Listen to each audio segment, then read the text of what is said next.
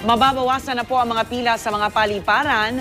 Simula kasi nitong Pebrero, hindi na kailangan pumila para magbayad ng terminal fee dahil otomatiko na itong kasama sa ticket na bibilhin. May live report si Isay Reyes. Isay.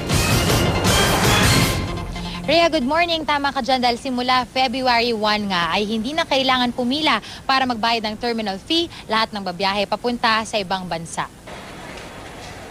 Lahat kasi ng ticket na binili mula February 1 kasama na ang 550 pesos na terminal fee.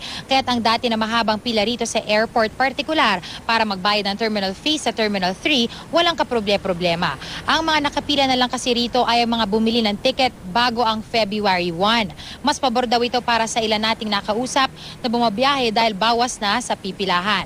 Ang mga OFWs exempted dapat sa ganitong patakaran. Pero dahil otomatiko itong pinatupad, kakailanganin nilang dumaan sa refund counters. Madali rin namang makakuha ng refund. Kailangan lang ipakita ang kanilang employment certificate at boarding pass. Para sa ilan nating nakausap na OFW kanina, susunod lang daw sila sa patakaran.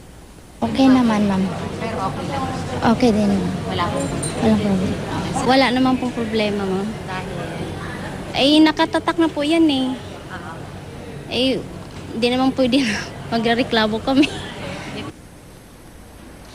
At Rhea, maidagdag lang natin na kasama doon sa mga pwedeng ang kumuha ng refund ay ang mga pilgrims at mga atleta, maging yung mga hindi makakagamit ng kanilang mga tickets. Rhea? Maraming salamat, Isay Reyes.